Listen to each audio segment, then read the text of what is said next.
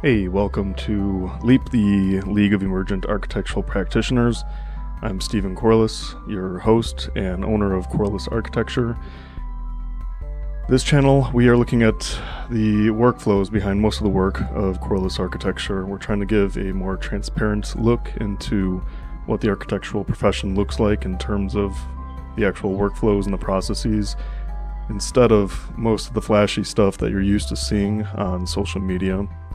And so without further ado, today we're going to be taking a look at preliminary planning, which for us in our company looks like zoning analysis, drafting up an initial architectural site plan to make sure that front, side, and rear setbacks are being respected.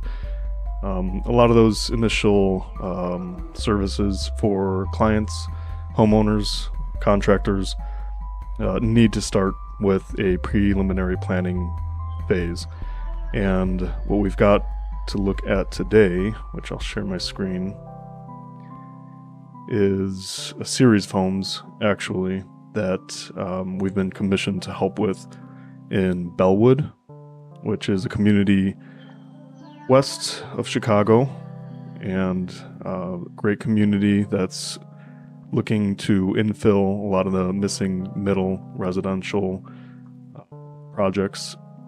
And so this property here that's highlighted at 610 23rd Avenue is the property in question. So what I'll be doing is just some work to get basically a site plan prepared for us, and throughout this week I'm going to try and document every step of the way in terms of moving from preliminary planning through an architectural design phase and then on to eventually construction documents, permitting, and hopefully we can even stop by the site a few times on this project. So let me just start to jump in.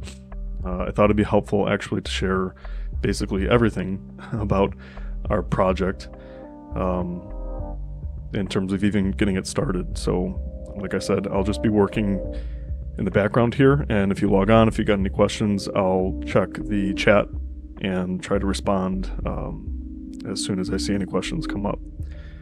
I'll also try my best to just narrate what I'm doing every step of the way so that you guys can either follow along or just get some tips and tricks along the way. So for me,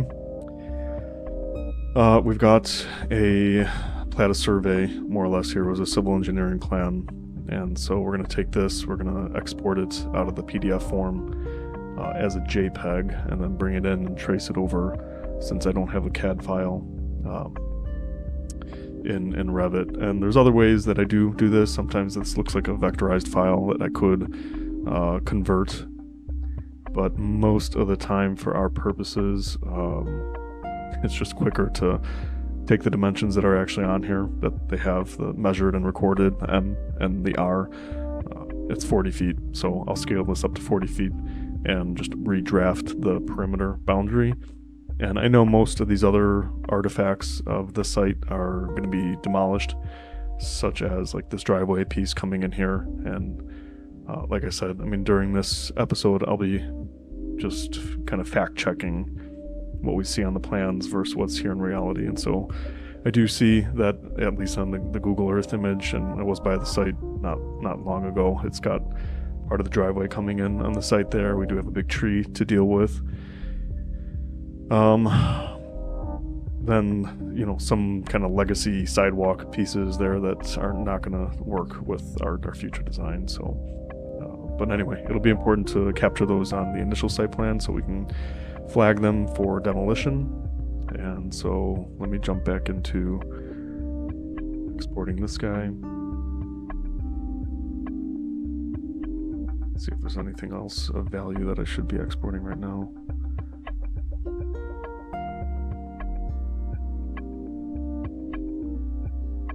These are previous plans that they had for an architectural project that was going to be happening on the site, but since then they've gone a different route.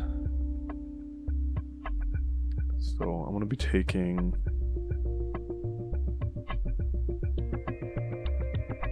just number 2.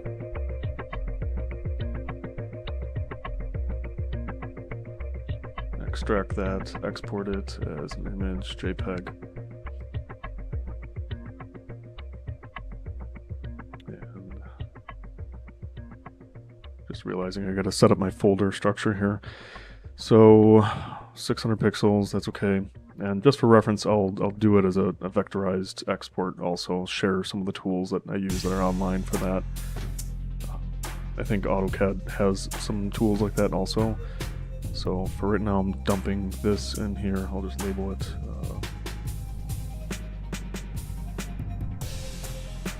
plat of survey.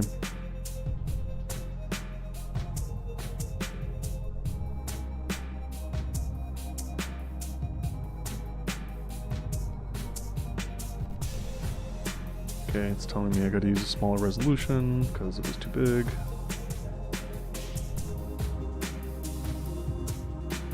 It's fine. Shouldn't need it more than 300. Let's see if that works. I'll rename it afterwards. So that worked. But more importantly, we got someone logging on here. Hey.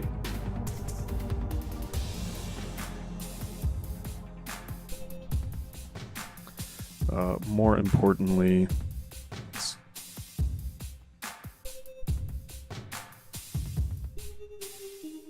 get our folder structure set up here. So if you're starting out your firm, there's a lot of things to think about, but one of the things that can evolve, but it seems to be pretty important in terms of keeping everyone organized, keeping yourself organized. You probably have looked at this at other companies you've been with and have critiqued it and had imagined how you would do it yourself. I certainly did. And this is what we've come up with, at least so far. I've got a folder structure template here that I always grab. I go into and I just copy all these. And then I bring it into, this is a 2025 project, 610 right here. And then just paste the folder structure in there. And I do the folder structure so that it is as one-to-one with our services that we provide as possible. So, but looking at it now, actually, I mean, we've broken it into like a deliverables folder. So anything that goes out to the client is a deliverable. Any design content, meaning renderings, animations, just sometimes social media or multimedia, content presentation, just all kind of gets dumped into that folder and organized. Development assistance is on the back end or construction for us. Documents is anything related to the client.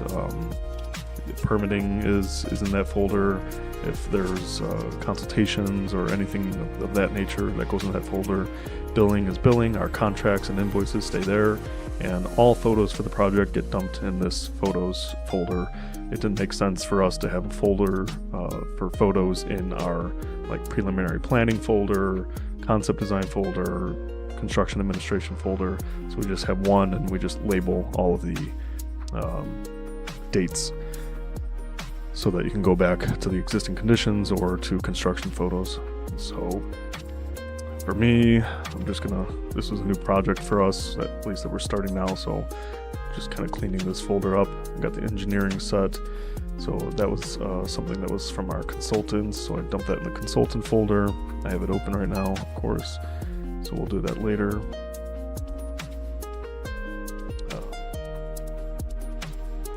And then, like I said, this image is kind of like a design content. I've got the Revit folder in here. It's an image, so I'm going to dump it in there.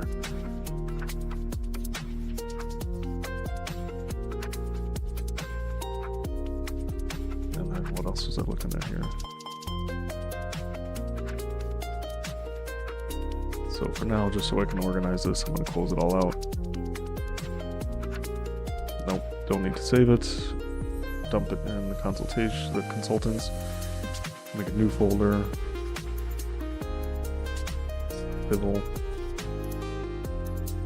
Engineering. This is an older set, so I'm gonna just label it with legacy underscore, because I know we're gonna have new engineers on this project.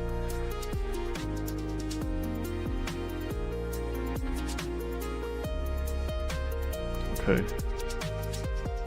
next, I'm going to take that image and dump it into Revit. But first I need a Revit file. So I'm going to copy over from our Revit template, references, Revit. We keep all our Revit stuff in a reference folder underneath like our head project folder. And Revit project template, new project, our 2026 template. I'm going to copy it, bring it into Revit here, and we just dump it in the main Revit folder. And I'll rename it, I'll open it, and I'll resave it as a master so that it doesn't rewrite or write over anything in our template file. So again, naming conventions I know are pretty big in every company, I'm sure, but architecture specifically, I think people take a lot of pride in it for some reason.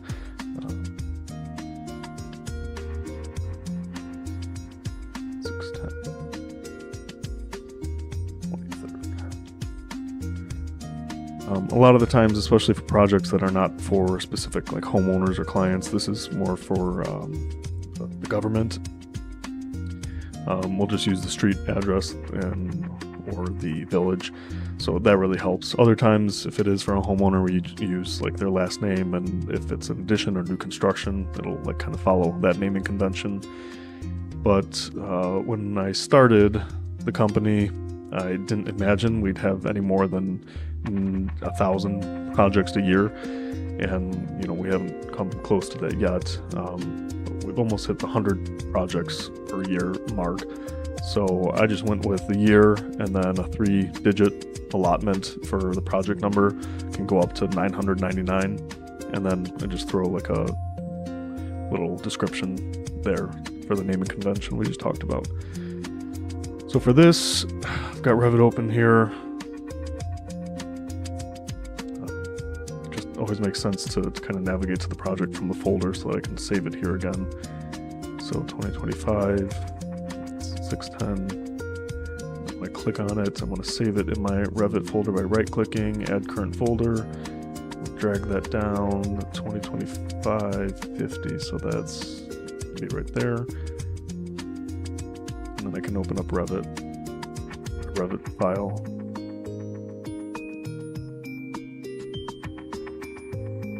Okay, and while it's doing that,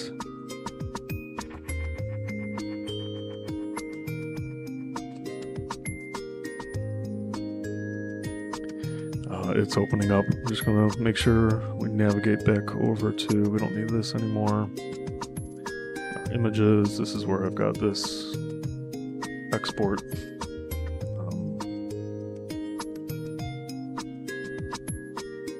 The Plata survey.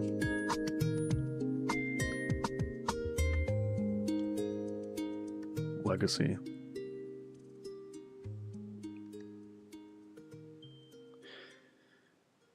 And that'll be good. So, okay, this is opening up. For vectorized files, what do we have here? File conversion. There's a couple of these that you can use. Convert PDF to DWG, free online, without email. I mean, there's all these kind of free online things. I know you got to be careful about some of them, but whatever. This one has been pretty useful for just quick, small files that need to be transferred that are vector-based PDFs.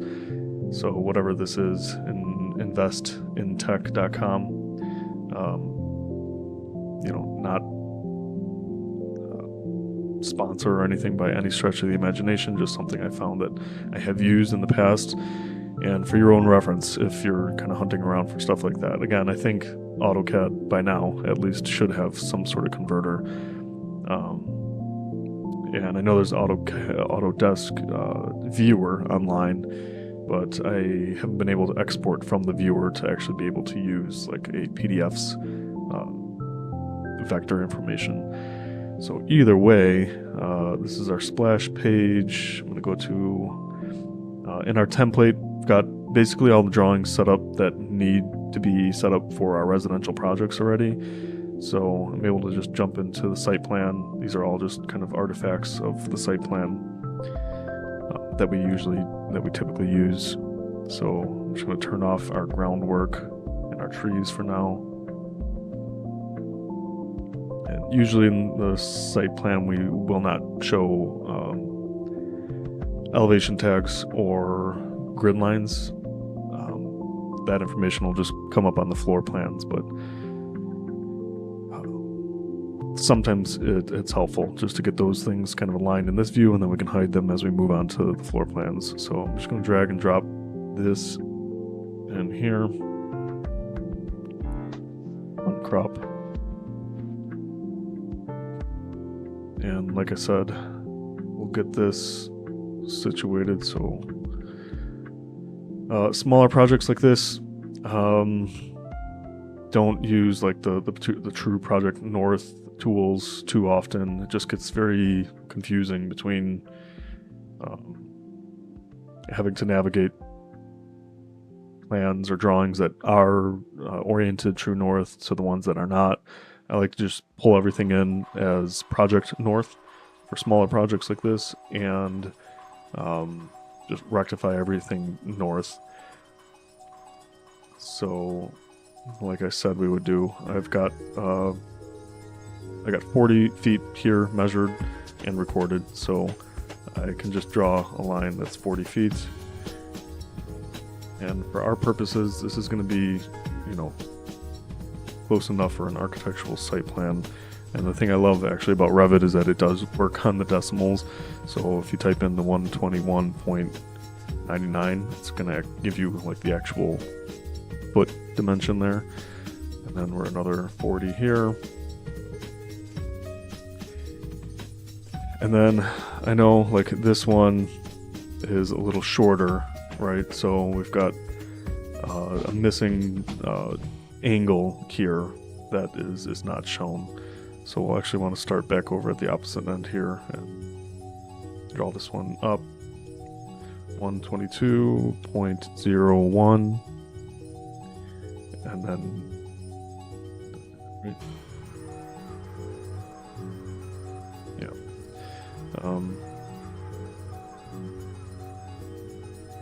But actually, gotta make sure you don't have that other one drawn because it snapped to it when the difference is so small. The scale at least 122.01, because I know when I connect these lines now there's going to be a slight variation in the angle.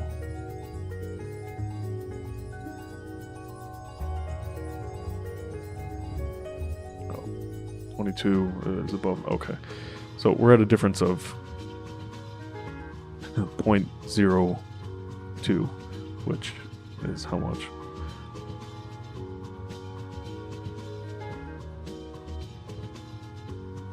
It's like less than a quarter of an inch or something. So I'm going to call that null and void on this. And I'll show you how we work around that, at least for like dimensioning purposes on the architectural site plan. For civil and plat, you cannot avoid, those types of discrepancies. But for our purposes, I know that like a small deviation like that can have ricocheting effects throughout the project. And so I just want to keep everything orthogonal and rectilinear from here.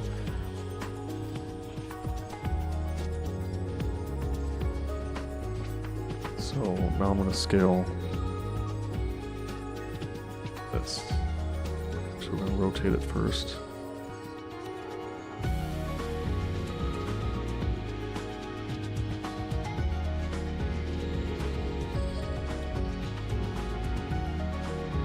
Sometimes it snaps to orthogonal and it's hard to get that.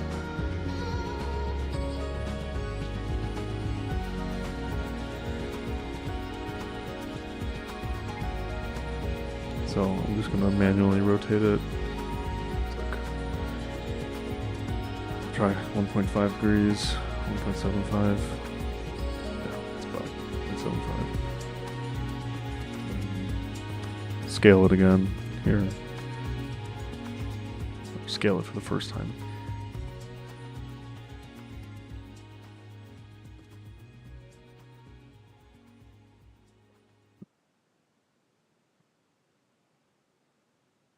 Looks like it's right there.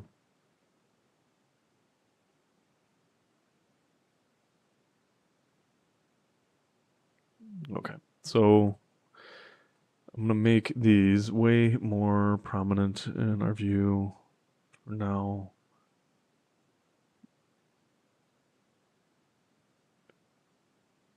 Site plan is gonna be probably no more than 1/8.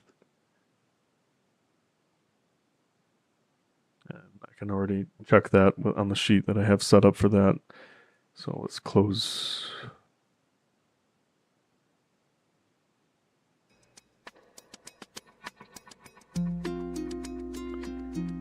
I throw my site plan on a Z sheet, just so categorically I know it's different than the rest, and then we kind of have some of the preliminary information spelled out here. But we'll get into that information that should be on there, that is going to be on there for like a zoning analysis sheet. Site plan.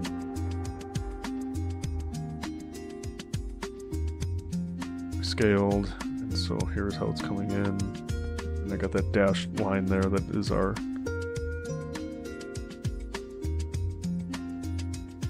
thicker line. It looks like I can scale this up, so I will go to 1/8 is probably, oh, that's fine.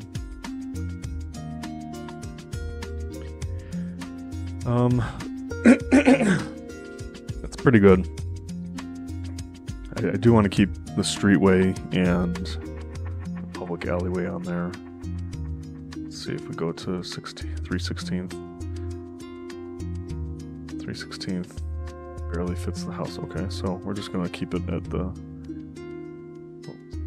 1/8. And from here, I'm just going to sort of draft on here the elements that I do see. So again, I mean, this looks like it's not perfectly rectilinear here, so I might tweak the rotation of this just a hair.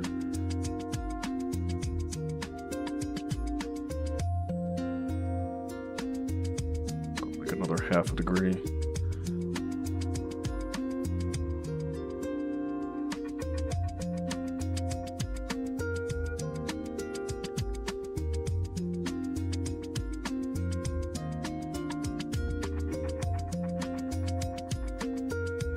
Close.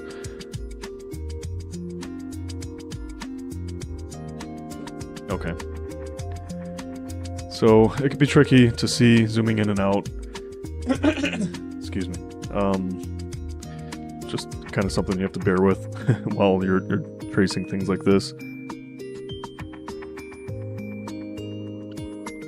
Definitely one of the things I didn't realize would be so prominent in the architectural profession, or on my kind of like day-to-day tasks, is like kind of tracing existing information, especially this day and age, where so much is vectorized, but a lot of the information is like gate kept, or then it can be difficult to obtain from previous architects or previous surveyors.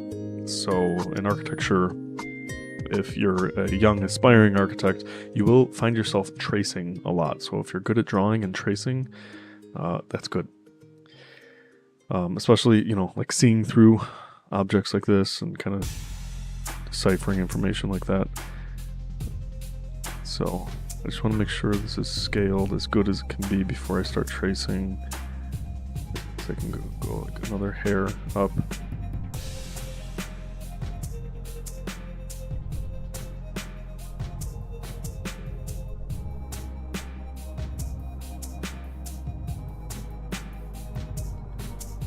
Actually, to really help, I'll just change the color of this temporarily to red, make it big and chunky.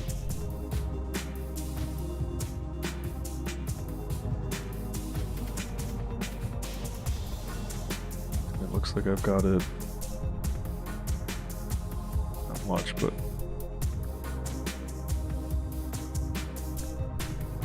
that looks basically perfect. All right, so don't mind me. I'm just going to be tracing off in the corner here. And again, if you have any questions you want to ask in the comments, feel free. I'll try to be checking in with the chat here.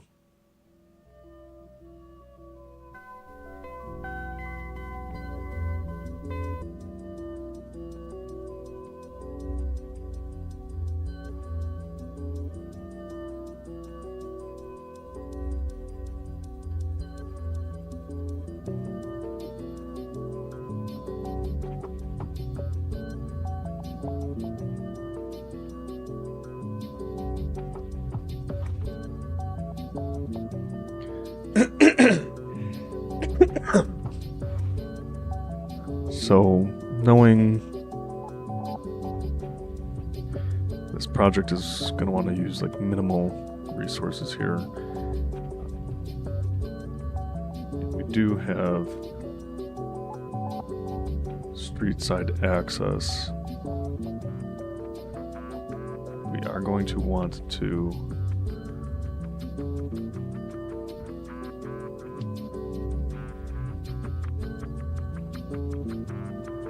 access this project from the street side.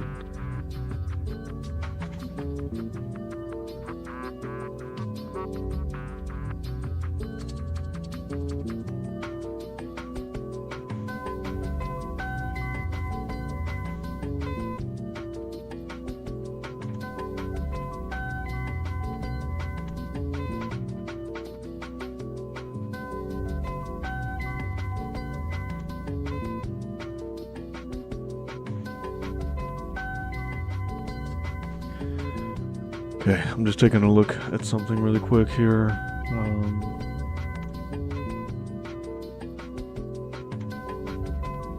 We had project briefs. And there's some private information on there that has to be withheld.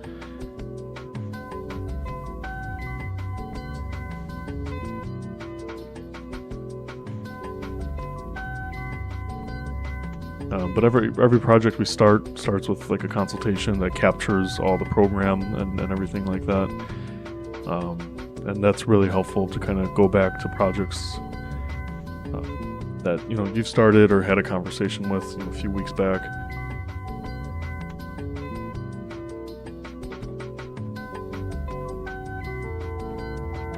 So I'm going to copy and paste our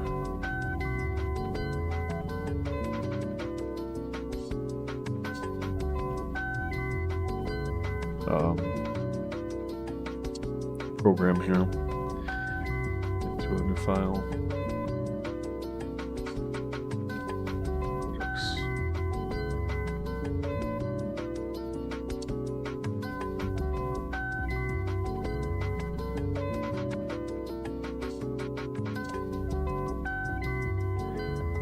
Okay, and then while I'm at it, I can just show how we handle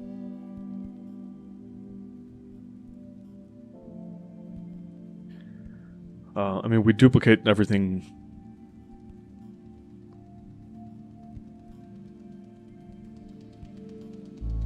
on the cloud.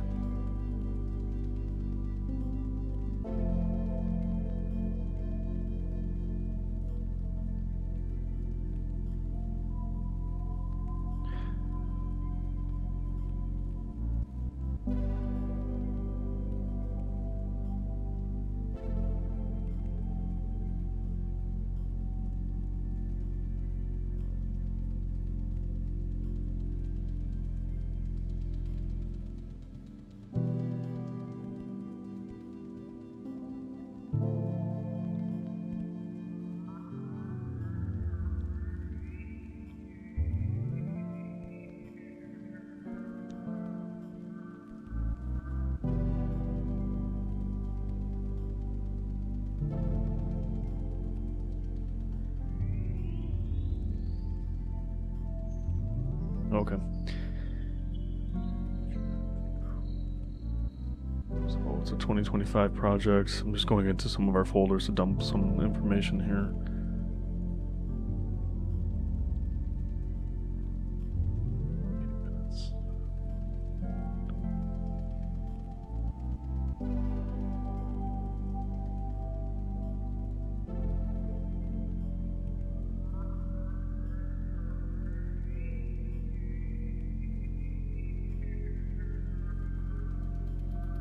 Okay, so excuse me. So for this one, we got the programming of the home includes a minimum of 3 bedrooms with a convertible 4th bedroom office.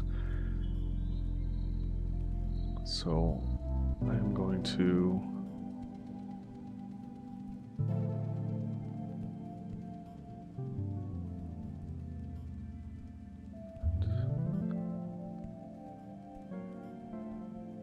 include that up on screen here. Programming 3 bedrooms with a convertible 4th bedroom office, 2.5 bath, powder room on the 1st floor, complete open kitchen with pantry, dining area, living space, detached 2-car garage loaded from the alley. Okay, so we do want this one from the alley. And a mud room, laundry room space. The furnace and water will be located in the utility room on the 2nd floor.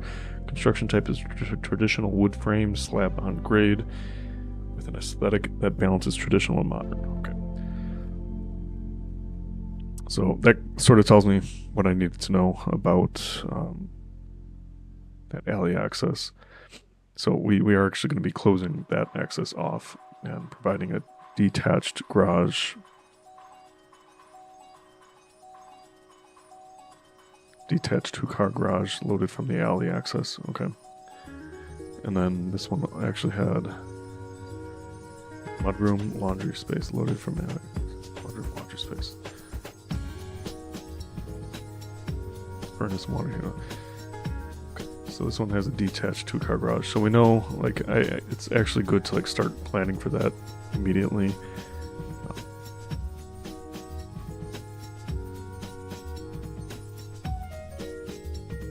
Got the alleyway here, 16 feet. So it's drawn at 16 feet. And a lot of these things I'll draw and then I'll turn on the proper layer afterwards. I know that's like a huge debate in like drafting principles. But we have that level 1 that grade. Highlighted floors overlap. It's talking about our big like site area that we've got already laid down. User elements. This goes on our site groundwork level layer work.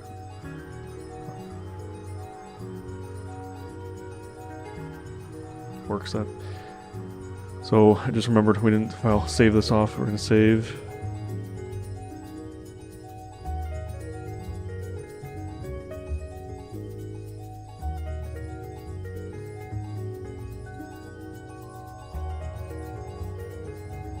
Just takes a minute, and then go in and save as.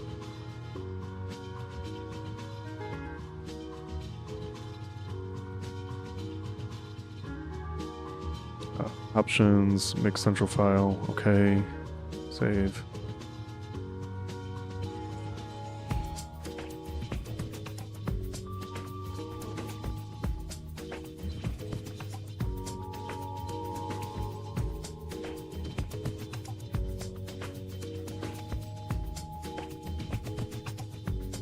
So in the meantime, I'm going to pull up our website because for this, we had shown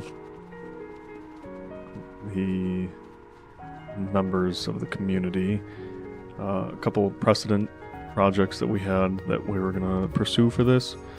And in order to keep costs lower, have a design that was sort of balanced between modern and traditional.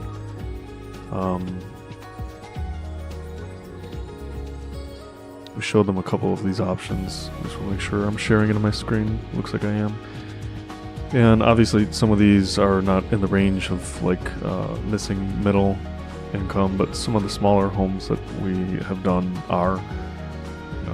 Even something like this is actually like an affordable home. We just came up with very simple, pure geometry with a little more emphasis on the front just to have better curb appeal, but the actual structure of the project is very simple, especially something like this where the single sloped roof is just handled by a series of in-plane roof rafters. We're trying to sell them on that concept, And we've done that for a lot of clients. That's like this project here. Here's another example of that. Here was one we did in Highland Park. Here's one from Deerfield. And all of those were done really in order to keep like costs down on construction for the roof specifically. And they liked what they saw in terms of like sharing those designs. So we were going to keep something of the aesthetic in this range here with a single slope, and I'm just going to have to see whether or not it makes sense for us to slope it forward or back. I'm thinking something on the side like this is going to be more applicable for the size of the site that we've got. So it's only 40 feet wide.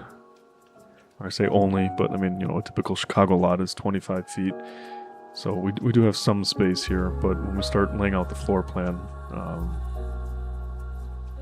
with the offsets, it's going to keep us pretty tight. So it's probably going to be a kind of side slope like that, and then having something that maybe contrasts it in the other direction would be nice. So that's just sort of the thought process right now. But let's just kind of continue drafting in some of the elements here. I already hid that public alley, but so I'm going to come back in and unhide some of these groundwork pieces so I can kind of massage those as we go along, show the groundwork. And then just turn this to the wireframe so that you can see the lattice survey behind there again. And now I've got my alleyway in the back here. I'm just going to copy that and bring it forward and use that as the sidewalk and some of these other elements. So we got saying 40 feet from the center line to the property line. And then let's see if there's any sub dimensions here. Not really. So again, for our purposes, for the architectural site plan, it's important, but if we don't have this information right now, I'm not going to let that prevent me from kind of moving on in terms of our design. And we know what like some of these are dimensioned at typically.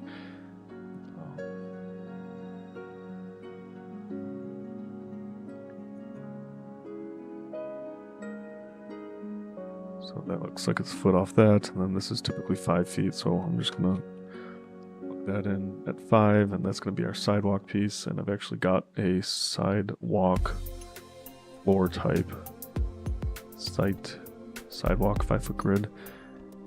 So we'll take that because we are going to provide renderings for this, and everything we do in-house, we do our own renderings and 3D imagery. It's just sort of part of our process in using Revit. So if you follow along long enough, you'll be able to see like what that looks like in terms of our process. I'm just going to extend these out a little bit for now. And then it looked like I had an asphalt piece in here already ready to go. So I'm just going to take that and scooch it out towards the street plane here. And again, I'm not going to get too granular because I want to move on to the design right now. And then when we start designing, I'll start populating some of that stuff a little more. Just want to get these big parts and pieces in place.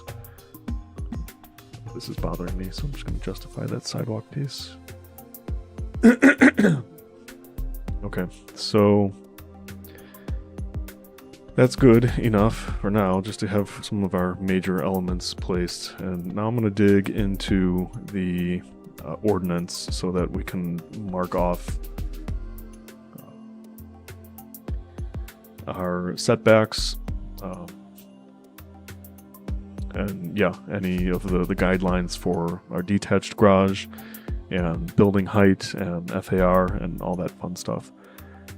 So like I said, I've got a sheet here already that's got some of this stuff sort of listed, and I've got everything turned on right now, so it's hard to see, but I'm going to open up a separate project that we just did that actually has even a bit more information than this and dump it on here. And then in doing that, whenever I find something that has been updated in the most recent project that we've done, I like to go back and copy it into our template project template, our Revit project template, and have it ready to go for the next project so that I don't have to go digging around for things from previous projects. And it's a lot easier to delete things out that have been added in than go hunting around for some of these things from past projects, especially like when it gets year after year.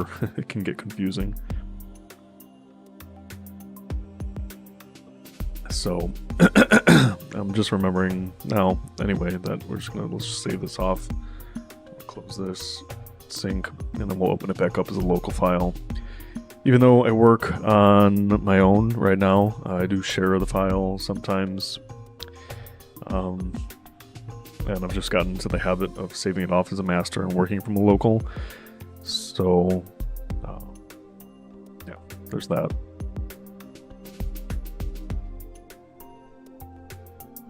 So let's close this out. Open it back up as a local file. Create local, okay. And then let's open up our template and then open up the previous project, and we're going to dump this little zoning ordinance analysis structure into the zoning sheet so it's ready to go. Okay, so I'm opening this back up, going to my zoning sheet. Here it is on full display. We're going to open our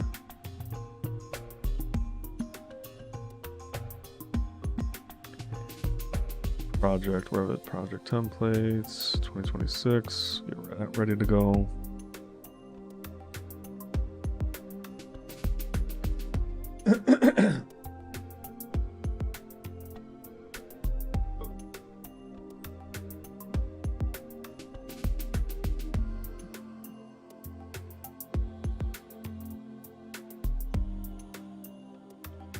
And then last, I'll just skip to the sheet. Actually, I did want to collapse that down.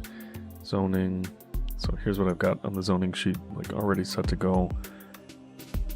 But I want to open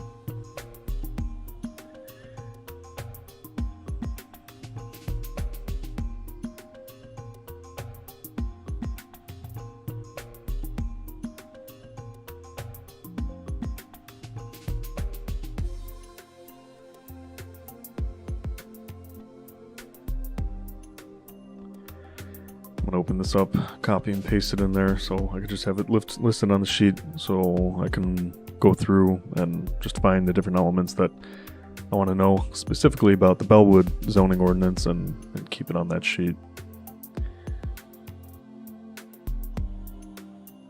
So I'll just zoom in here. Let's grab all this. Some of this stuff I keep just as notes on the page.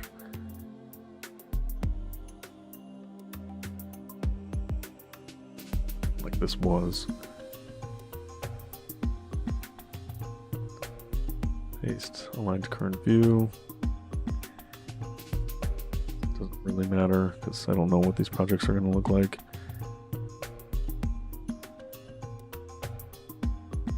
This is just a drafting view. And I really should just put the zoning sheet on here. The site plan.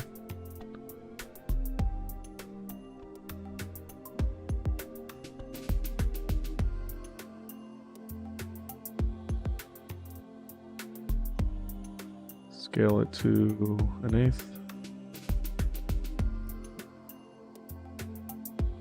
3/16.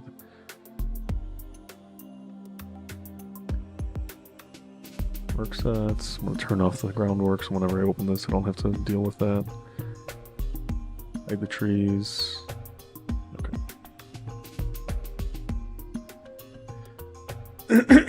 Excuse me. So every time I open it, it's got this at least on the page ready to go. Just tuck that under there for now.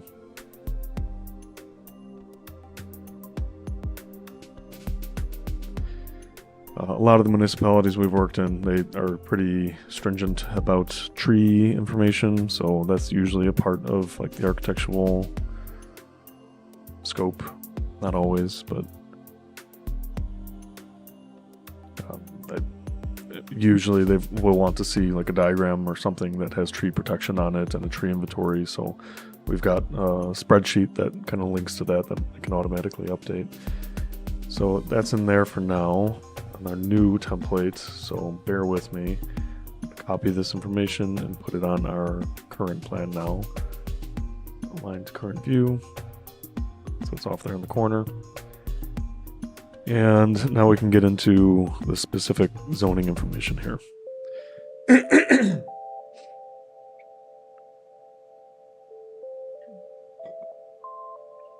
Not used to talking this much. I think my voice is growing sore already.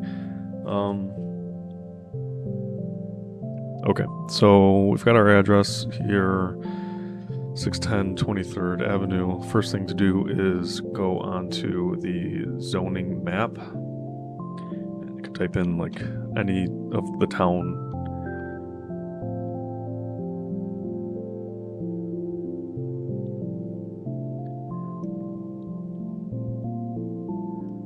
Bellwood, Illinois zoning map, and usually they will have something on file. I'm just opening a few of these to see which one is going to work for us. 2019, so that can get dangerous if you're just opening up random PDFs like I just did. Make sure you're checking the most recent date on it, but it looks like that's what's on their website also, so it should be applicable.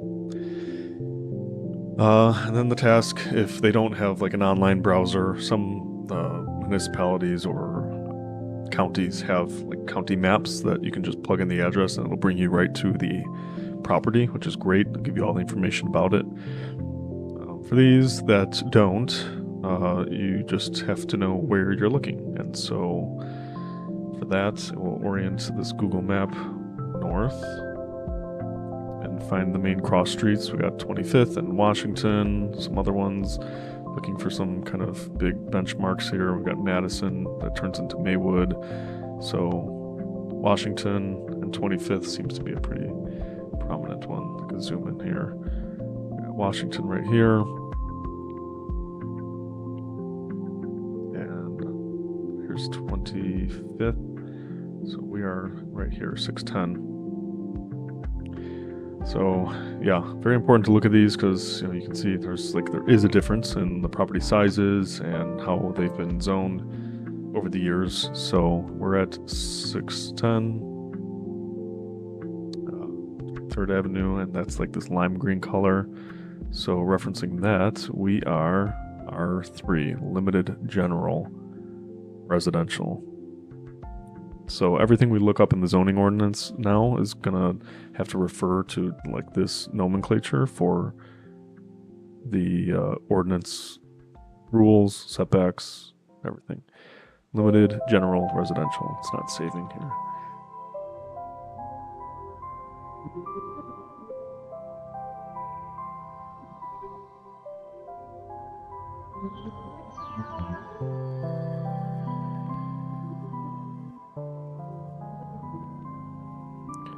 Limited general residential. L was missing.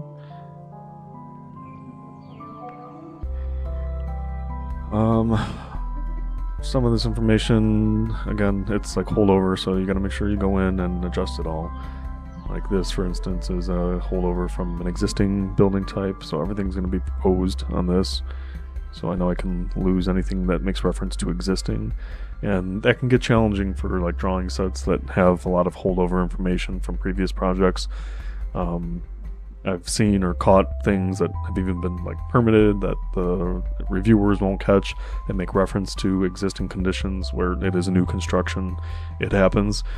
But just something to remember when you're doing your like quality and control checks. So R3 limited general residential. So the next step, and I think I've got it open here somewhere, I was doing some early research, is to look at bulk regulations, but look at everything really. Accessory buildings is going to be applicable to us because we've got the standalone garage. Existing conditions will not apply to us.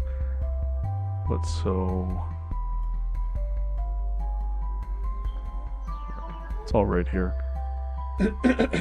Minimum lot size. Every residential building hereafter erected on a lot or parcel of land created subsequent to the effective date. Yada yada.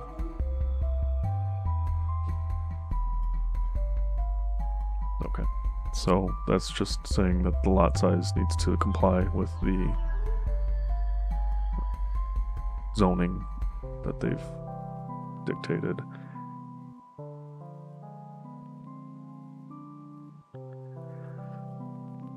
Okay, so we'll gather as much information as we can from here, but it looks like some of this might be pointing to some other chapters.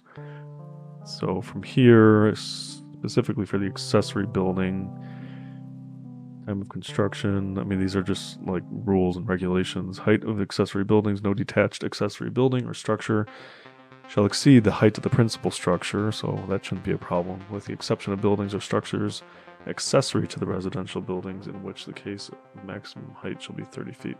So that shouldn't apply to us. Bulk, continued conformity with bulk, maintenance, etc.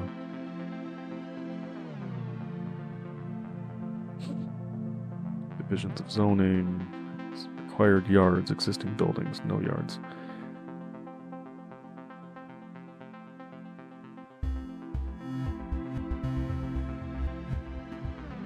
Like, this is actually very information. The very first project I ever did, I like ran up against this, and it was actually saved by one of the zoning ordinances that allowed like a bay window to project into the front yard setback. So it's important to really dig through and at least do like a preliminary run through of all this information.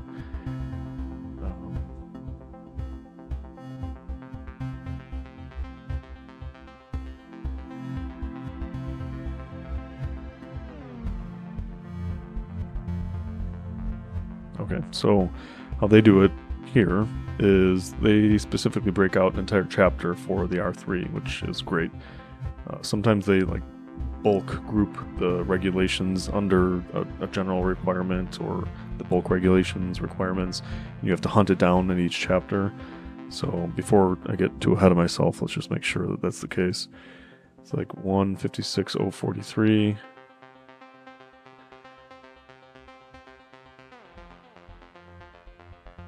It's got R3, a general residential district, R3, substantially single family, two family dwellings and attached dwellings, low density owner occupancy. Okay, that's us. So lots, size, requirements. So I'm going to open this back up. I wanted to see if the previous civil engineer had the lot size information on there. Consultant, civil, legacy set.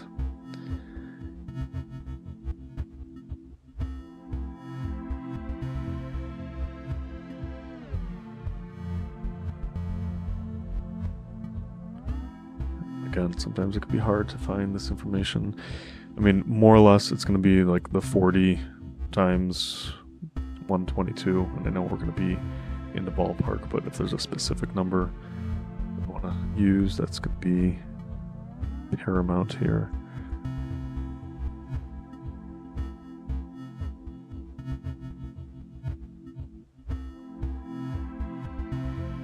So they do at the top here. It's usually under the description of the boundary and the property survey. Not always. So, and they even like give themselves an allowance. I love this. Yada yada. It's got the address containing an area of 4,880 square feet, or the anchorage, more or less. So, more or less 4,880. That works for us. We'll plug that in.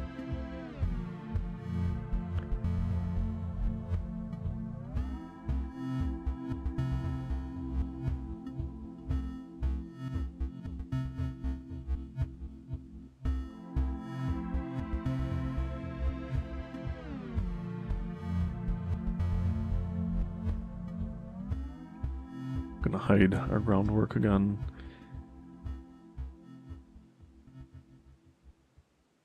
I realize I've got some overlapping information here from previous. Okay, we've got our gross floor calculations.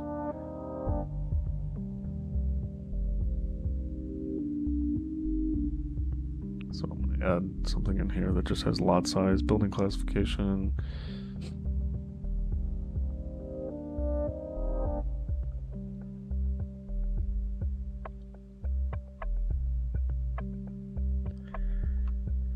Property area, 4,880 square feet. So we can make reference back to that when we have to do some of these calculations.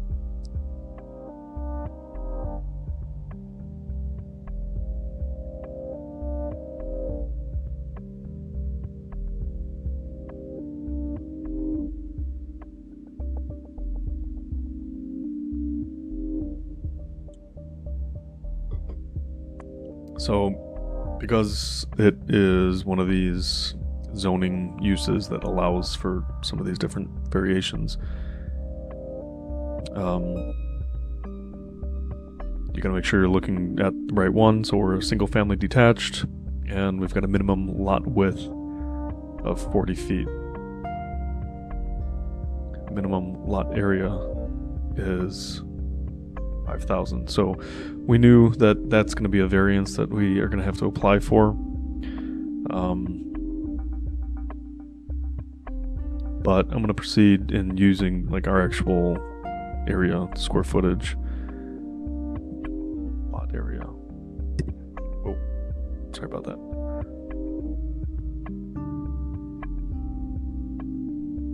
Okay.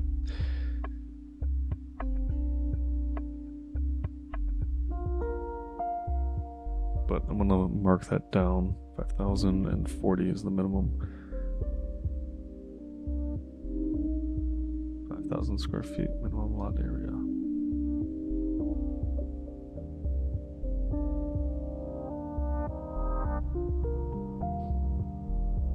Doesn't make sense that the minimum lot width, if it's wider, would have a smaller minimum lot area requirement.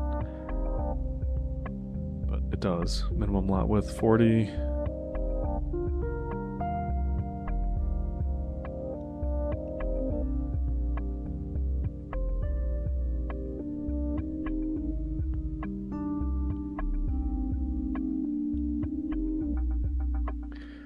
Feet complies, and then lot area 5,000 square feet, and we'll say does not comply, and then we'll put this below it.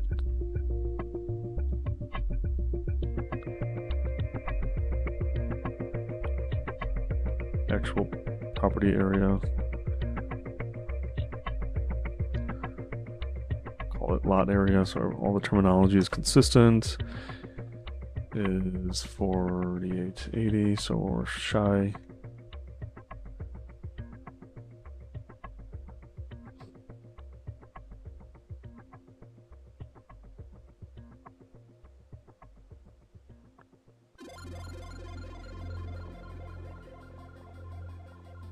Okay, so next,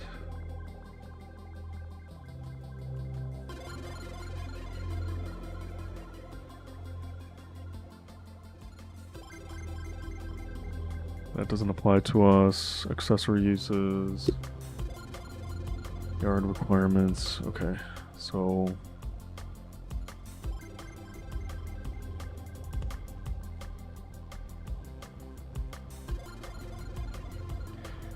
this is where like it can get confusing, but it looks like since we fall under this first category here, whenever they're listing like the similar chart, it's going to be like we're using the first of the two dwelling types, unless I'm reading this wrong. Single family detached dwelling. Oh, I am. Single family detached, single family attached. So the attached is if there's multiple like dwelling units attached to one another. So that should be easy to distinguish here, which it is. So that's front yard 15, interior side 4, corner side, which we do not have to worry about, and rear 15. So we are 15, 4, 15. Let's mark that down.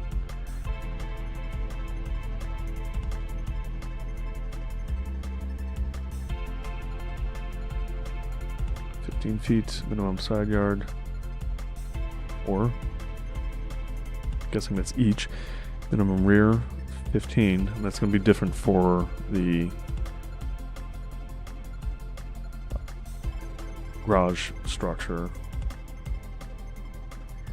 Man, we've got that tree. Would really like to keep that tree, but I know it's probably going to have to go.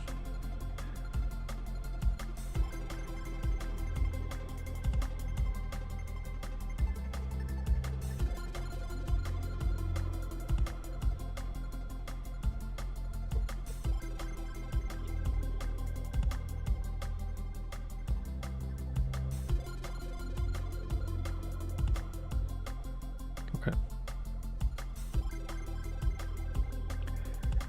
So the next thing I like to do is take those setbacks and just project them onto our plan.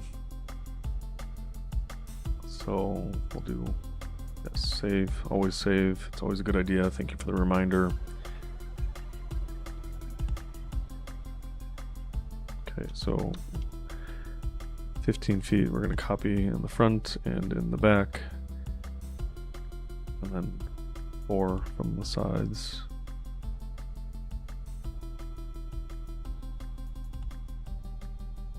Take each of those and convert them into a thin dashed center line.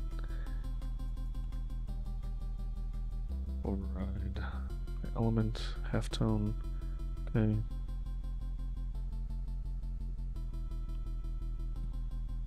I think I've got that boundary kind of memorized now, so I'm going to turn that back into just medium dashed fine.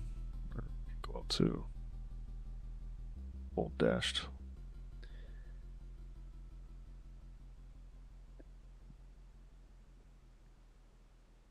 And since it's going to be a bit before I have the grid lines situated, I'm just going to hide that category. Same thing with the elevation tags. Hide category.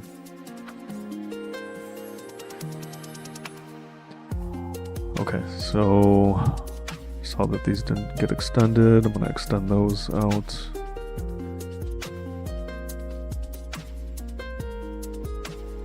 It's got this like tiny tree here. It's much larger than that, obviously.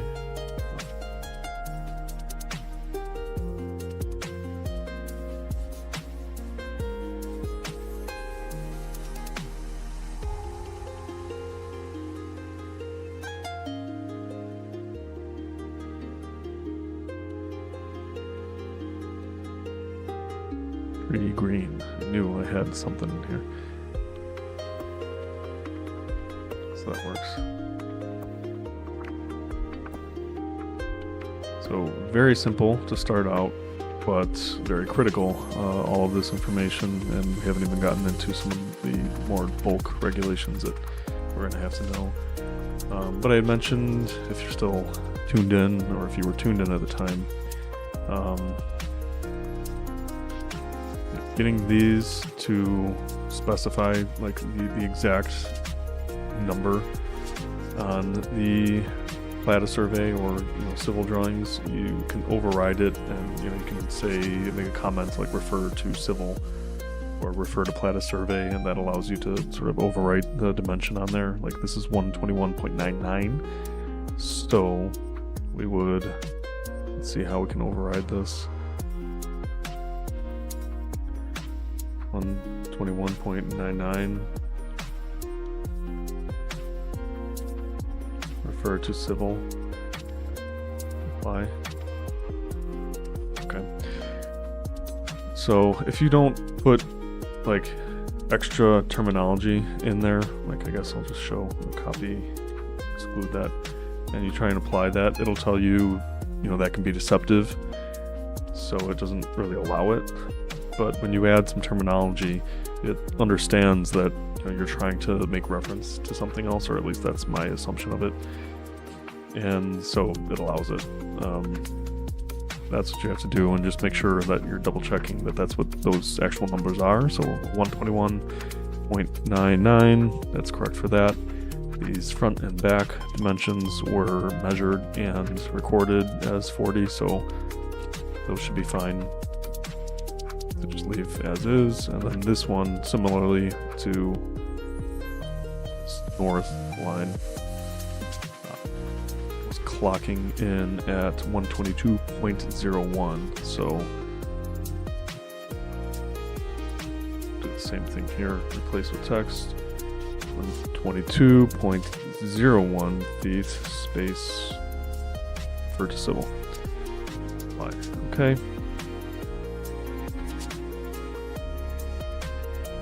So that sort of works out there. And I'm not showing, just to kind of keep it clean right now, but I will want the alleyway on here, so to a reminder to myself. Just going to leave a couple notes here.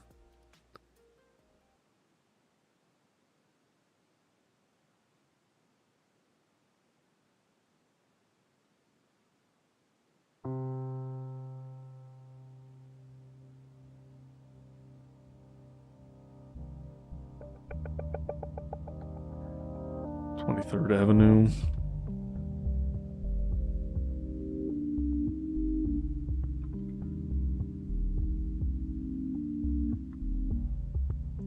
Probably want these bigger. 316.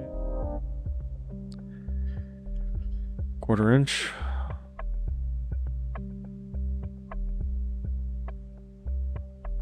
Sure. Again, I don't know how it's all going to shake out exactly, but we did or do have this tree. I'm not sure whether or not it's something that we may be able to keep. I would like to, but again, we got to see how all the other bulk regulations work out here. So let's dive back into our zoning. Okay, so we got our front, side, and rear.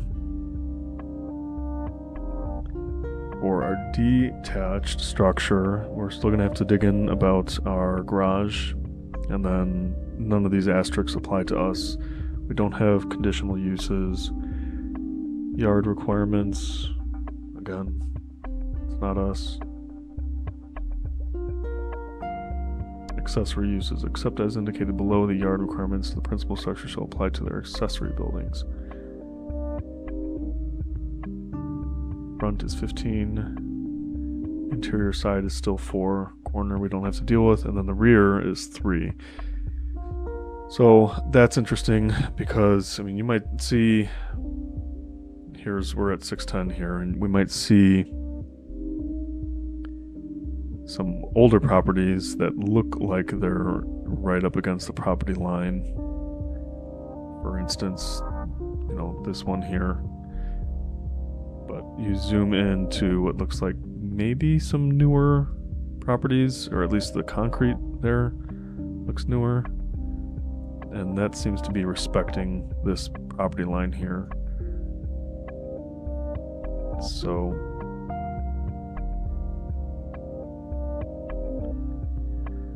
again, just something that, you got to make sure you're going through and looking at the most applicable recent items. So it's telling us we've got 3 feet to the rear for our accessory structures. So we're going to put that information on here.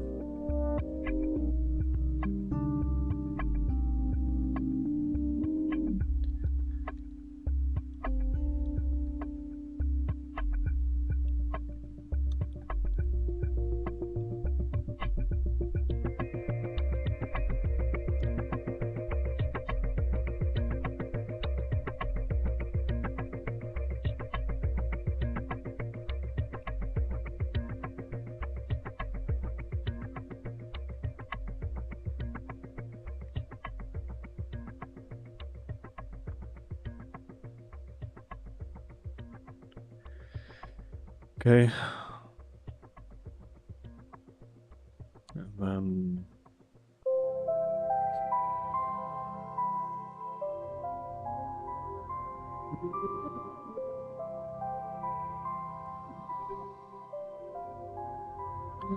building height limitations. No building or other structure erected within the R3 district shall exceed 2 stories or 30 feet in height. Okay.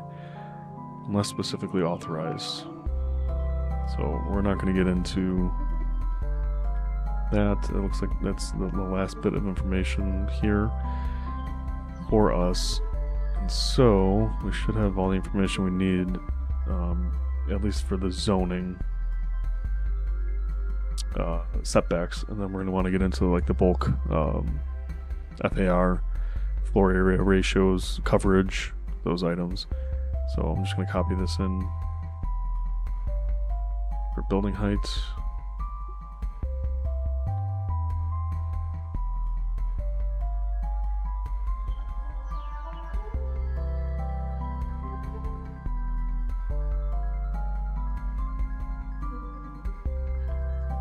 And now all of that should be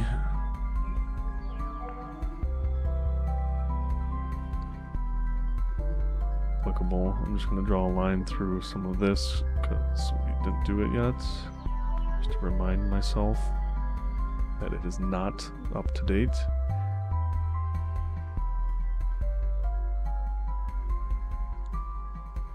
And now let's search around for the bulk FAR. Let's see. Just want to make sure I'm not running this one too long. I think it could be at a good place to stop for now, just in terms of diving in, getting a project set up, finding the municipality zoning ordinance, looking up the zoning for the specific address. As a reminder, usually, just type in the municipality, look online for their most recent zoning map, and you are either able to plug in through a search bar or you have to find it on your own through old school map finding techniques. We got our project set up, we got our zoning situated, and then we found some of the zoning ordinance information for setbacks that we listed here on this zoning sheet. And so I guess I can talk a little bit about what next steps are going to be. After we have the zoning map situated and our drawing, with all the information there, we will typically start to throw the 4 walls around the perimeter of our floor area ratio allowance. And like I mentioned before, we have a consultation report that has the programming for this custom home, and there's a lot of precedent images, floor plans that you can find online that have nice floor plans laid out. We ourselves have different floor plans that I can kind of browse through with you right now to show you, just a starting point. So in our portfolio,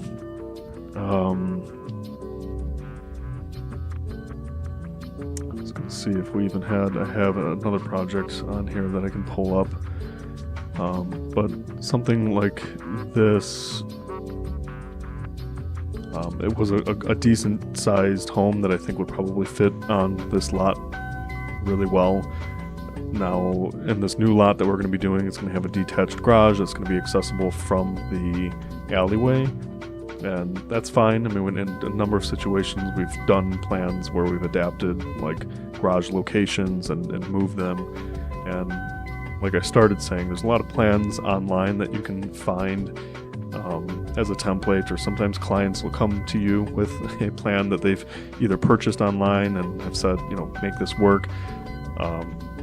That's fine. I mean, we try to get our ego out of the way in terms of, floor plans that come to us from online or things that people have sketched up.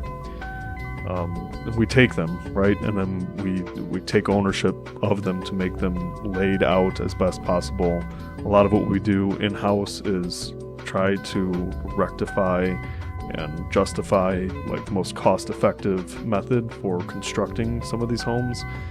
And as you might guess, the less ins and outs, the less complicated the structure is, the less expensive it typically is.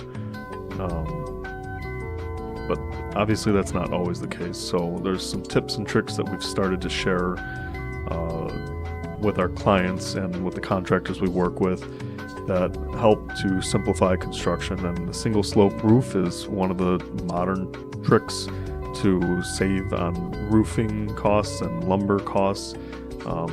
Even interior finishes in some cases are less expensive just with the way the vaulted roofs can be with a single slope roof. So I'm sort of flipping through one of the projects here that had just a very efficient floor layout, central open space, stair centrally located that got everybody up to the second floor, and double loaded corridors that feed all of the bedroom spaces. And you saw at the end what that looked like, but again, that's an example of kind of taking this was an existing floor plan that we came in and used. Another example of a floor plan that we adapted is this lake house. Client actually came to us with a floor plan they found online, and it kept the same overall sentiment of having a large living area with the kitchen overlooking it and a double height vaulted living space with the sleeping quarters all off to one side and a catwalk balcony that sort of looks down. But when we got the floor plan and took it into the village, we had to completely change the shape of everything, which in effect changed the stair location and the bedroom sizes and locations. So again, I think it's your responsibility as an architect, is I guess I'm trying to say, to take a floor plan that there are hundreds of thousands of out there, or maybe you have generated, and really think through more logistically about how it's going to be built, how it's going to be priced, to come up with the most cost-effective way of framing it and sizing things and spatially, the lengths of some of these wood members that can be used to build these spaces. That's all the responsibility of the architect. And so that's a long way of saying that next steps for these projects are going to be coming up with a floor plan, either something that we have on file that fits the site, and justifying it to the site so that it's going to be the most cost-effective, functional, and just the best floor plan it could be for that site. So if you liked this, tune in again whenever we come live. Put a reminder or click the bell, whatever you have to do. And we're just going to be hopping on live because, in my opinion, it's very time consuming to create videos that are pre-rehearsed, pre-recorded, and I'm really trying to give architects a more, how would you say, honest and transparent look at what the profession looks like in terms of entrepreneurship. And so with that, I'll leave you with that. If you have got any comments or questions, feel free to leave them in the comments. I'll try and get back to you, and we will see you next time. So thanks for tuning in.